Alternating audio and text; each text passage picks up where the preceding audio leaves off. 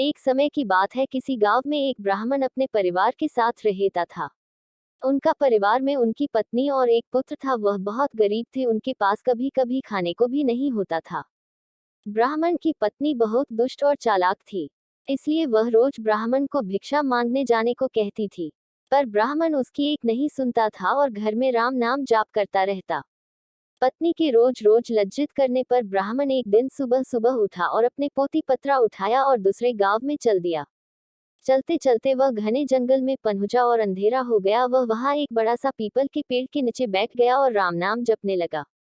सुबह होने पर जब उठा तो पास के सरोवर पर स्नान करके वह आगे चला और दूसरे गांव में पहुंचा। गांव वाले उससे ना तो कोई कथा सुनना चाहते थे और ना ही कोई उसे भिक्षा दे रहे थे। वह ब्राह्मण दुखी होकर घूम फिर उसी पीपल के पेड़ के नीचे आकर बैठ गया। वह पीपल का पेड़ बहुत विशाल था। उस पेड़ की जड़ में एक विशाल काला सांप रहता था। उस ब्राह्मण ने सोचा कि मेरी कथा तो कोई नहीं सुनता, यह कथा मैं पीपल के पेड़ को ही सुना देता हूँ। अपनी कथा सुनाने लगा। कथा पूर्ण होने पर पेड़ के नीचे से एक काला नाग निकला और उस ब्राह्मण को एक स्वर्ण मुद्रा देते हुए बोला, तुम रोज यूं ही यहाँ आकर मुझे कथा सुनाया करो, मैं रोज तुम्हें स्वर्ण मुद्रा दूंगा। ब्राह्मण यह बात मान ली और ना यह बात तुम किसी को भी मत बताना, तुम्हारे सब दैख दूर हो जाएंगे।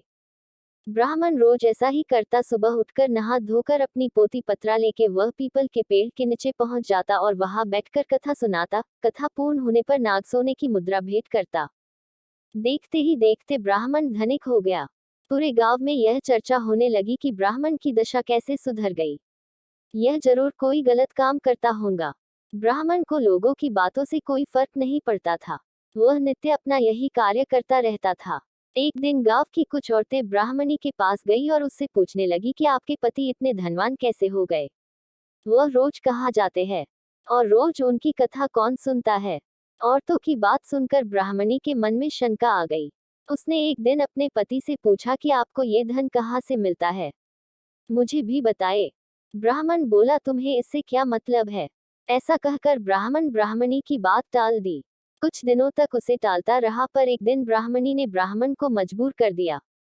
ब्राह्मण मजबूर होकर उसने अपनी पत्नी को नाग की सारी बात बता दी, जिस वजह से उसकी पत्नी के मन में लालच आ गया और ब्राह्मण के खाने में नशे की दवा मिलाकर उसे खिला दिया और अपने बेटे से बोली, बेटा उस पीपल के पेड़ पर जाओ और नाग को मारकर सारी संपत्ति ले आओ। ब्राह्मण का लड़का अपने पिता का पोथी पत्रा लेकर वहां गया और पीपल के पेड़ के आगे बैठकर कथा सुनाने लगा। कथा पूरी होने पर वह नाग बाहर आया और उसको स्वर्ण मुद्रा देने लगा। तभी ब्राह्मण के बेटे ने कुल्हाड़ी से नाग पर वार कर दिया, जिससे नाग की पूंछ कट गई और नाग भी पलट कर लड़के के पैर में डस दिया, जिससे लड़के की मौत हो गई। इधर जब ब्राह्मण उठा तो उसने देखा कि उसकी पोती पत्रा गायब है। वह समझ गया कि कुछ गड़बड़ है। वह जल्दी से पीपल के पेड़ के पास गया तो देखता है कि उसका लड़का वहां मरा पड़ा हुआ है। ब्राह्मण को देखकर नाग बाहर आया और कहा, ब्राह्मण, मैंने तुम्हें कहा था कि स्वर्ण मुद्रा की बात तुम किसी से नहीं कहोगे और तुमने बता दी। अब तुम यहाँ से चले जाओ, तुम्हें तुम्हारे पुत्र का दैख है और मुझे मेरी पूंछ के कटने का दैख है।